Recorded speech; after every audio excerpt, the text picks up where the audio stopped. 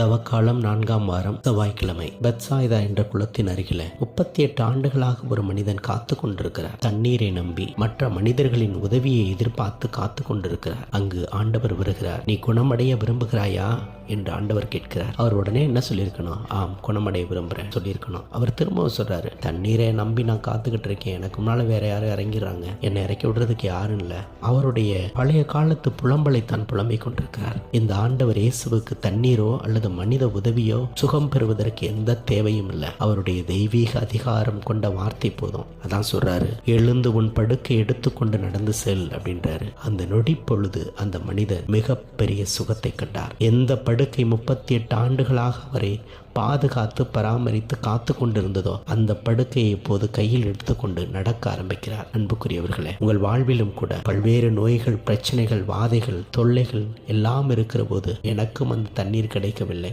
எனக்கும் அந்த மனிதர்கள் உதவி செய்யவில்லை, எனக்கும் ஒன்றும் புரியவில்லை வாழ்க்கையில் அப்படின்னு சொல்லி கலங்கி தவிக்கிற போது ஆண்டவர் உங்கள் வாழ்க்கையில எத்தனையோ முறை இறை வார்த்தைகள் வழியாக, விவிலியத்தின் வழியாக, உங்கள் வாழ்வில் ஜபத்தின் வழியாக, ஜப கூட்டங்களின் வழியாக நான் உனக்கு சுகம் தரும் கடவுள், இப்பொழுது இந்த சுகத்தை பெற்றுக்கொள் என்று எத்தனையோ முறை சொல்றாரு. அதை நமக்குத்தான் சொல்றாரு அப்படின்னு எப்பொழுது நம்புகிறோமோ அந்த நிமிடம் நமக்கு சுகம் கிடைக்கிறது. எப்பொழுது நம்புகிறோமோ அதுதான் நம் வாழ்வின் வெற்றியாகவும் அதுதான் ஆண்டவர் நமக்கு கொடுக்கிற அதிசயமாகவும் மாறும் என்பதுதான் உண்மை. இந்த நாளில் ஜெபிப்போம். ஆண்டவரே, பிறர் வழியாக ஜப கூடங்களிலும் இறை வார்த்தை வழியாகவும் என் ஜபத்திலும் தனிப்பட்ட விதத்தில் எனக்கு நீர் கொடுக்கின்ற குணமளிக்கின்ற வார்த்தைகளை நான் முழுமையாக நம்பி ஏற்றுக்கொண்டு விசுவசித்து என் வாழ்வில் சுகத்தை நான் பெற்றுக்கொள்ள எனக்கு அருள் தாரும். ஆமென்.